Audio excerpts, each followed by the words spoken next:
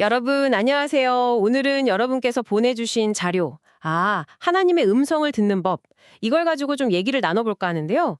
신이 어떻게 우리랑 소통하는지에 대한 좀 흥미로운 관점들이 많더라고요. 이 자료가 특히 강조하는 게 신의 음성이라는 게 꼭 귀로 딱 들리는 그런 소리만은 아니다. 뭐 이런 건데, 네, 한번 좀 깊이 들어가 보죠. 네, 맞아요. 이 자료의 핵심은 그거죠. 신의 소통 방식이 우리가 보통 생각하는 것보다 훨씬 더 다채롭고 때로는 상당히 미묘하다는 거. 단순히 뭐 이렇게 해라 저렇게 해라 이런 명령이라기보다는 관계 안에서 서로 이해하고 또 자발적으로 반응하기를 원하시는 것 같다. 이런 분석이거든요. 아, 그렇군요. 그럼 첫 번째로 눈에 띄는 게 진짜 다양한 통로로 말씀하신다는 점이에요. 뭐 목사님 설교나 성경 읽다가 하고 깨닫는 거. 이건 기본이고 심지어 그냥 TV 보다가 누구랑 얘기하다가 책 읽다가 아니면 어떤 경험 속에서 문득 떠오르는 생각, 심지어는 꿈까지도 다 통로가 될 수 있다. 뭐 이런 거죠. 그러고 보니까 직접적인 음성 듣는 것보다는 성경 통해서 깨닫는 게 더 일반적이라고도 쓰여 있네요. 네, 그렇죠. 특히 자료에서 강조하는 부분이 그 성경에 나오는 인물들이 있잖아요. 그 상황이 꼭 내 얘기처럼 느껴질 때가 있다는 거예요. 아니면 어떤 구절이 나한테 직접적으로 위로를 주거나 이렇게 해야겠다 하는 지침처럼 다가올 때 그럴 때 마음속에 어떤 평안함이나 감동, 기쁨 같은 걸 경험한다고 설명하죠. 이게 되게 중요한 특징이라는 거예요. 신의 음성이 주는 느낌은 기본적으로 평안합니다. 뭐 두려움이나 재앙 같은 느낌과는 거리가 멀다 이렇게요. 그런데 여기서 진짜 재미있는 부분이 그 메시지가 되게 명확하게 딱 떨어지는 지시라기보다는 좀 추상적일 때가 많다는 거 아니에요. 이것 해! 이게 아니라 좀 돌려서 표현하신다.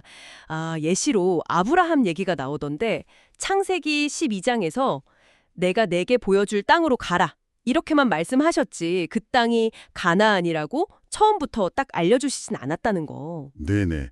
왜 그렇게 하실까? 그 이유에 대해서 자료는 우리의 자유의지를 존중하시기 때문이라고 해서 그래요. 그러니까 강제로 시키는 게 아니라 우리가 그 상황을 좀 보고 소위 눈치껏 사랑이랑 믿음으로 스스로 결정해서 따르기를 원하신다는 거죠.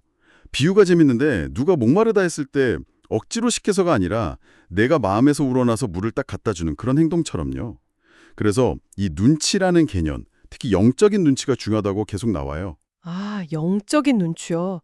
그건 정확히 어떤 의미일까요? 우리가 보통 사회생활에서 말하는 그런 눈치랑은 좀 다른 건가요? 네, 조금 다르다고 봐야죠. 자료 설명을 보면 이 영적인 눈치라는 게 단순히 상황 파악 잘하는 능력을 넘어서는 거예요. 그러니까 뭐 100% 확실한 증거나 지시가 없어도 신의 어떤 미묘한 인도하심이나 뜻 같은 거 있잖아요. 그걸 믿음으로 좀 담재하고 거기에 반응하는 그런 직관이나 감각에 가깝다고 설명해요. 아브라함이 이삭을 바치라는 사실 이해하기 힘든 명령 앞에서 결국 순종했던 것처럼요. 때로는 우리가 완전히 다 이해하기 전에 믿음으로 먼저 한 발짝 떼는 거, 뭐 그런 걸 의미하는 거죠. 하지만 그 눈치라는 게 좀 주관적일 수도 있잖아요. 혹시 내 생각이나 바람을 이건 신의 뜻이야 하고 잘못 해석할 수도 있을 텐데 이 부분에 대해서는 자료에서 뭐라고 하나요? 자료가 그 위험성을 직접적으로 막 경고한다기보다는요, 오히려 좀 다른 관점을 제시해요. 뭐냐면 처음에는 좀 모호해 보일 수 있는 사인 같은 걸 주시는데 그걸 믿고 따라가면 그제야 더 구체적인 확증이 주어진다는 거예요.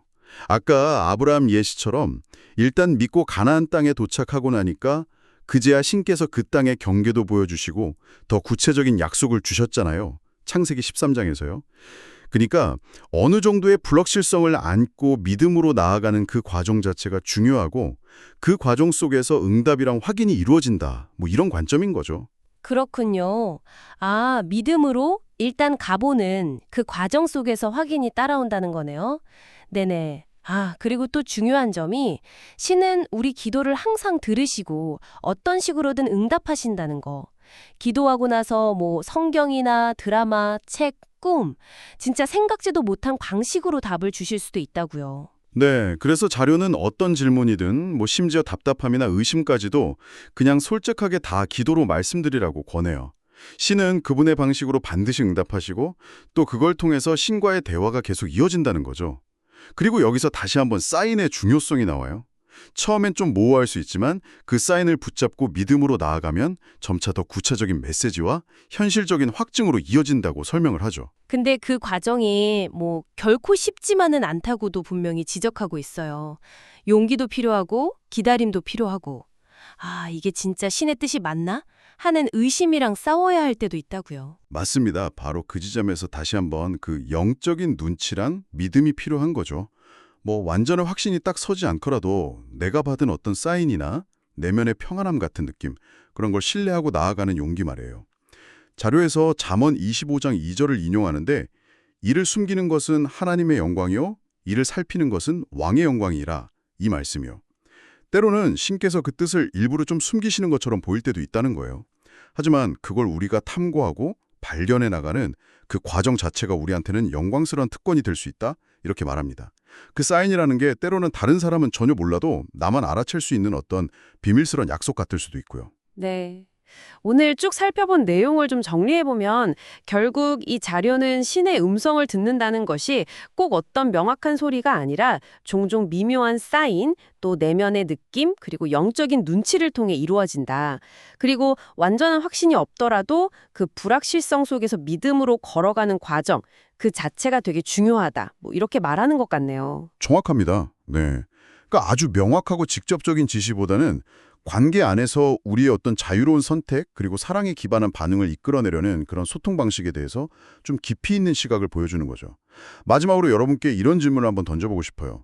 아까 그 잠언 말씀처럼 모든 것이 명확하게 다 드러나 있지 않고 뭔가 좀 숨겨져 있을 때 우리가 그것을 탐구하고 발견해 나가는 그 과정 자체에서 어떤 가치나 영광을 찾을 수 있을까요? 한번 좀 곱씹어 볼 만한 질문인 것 같습니다.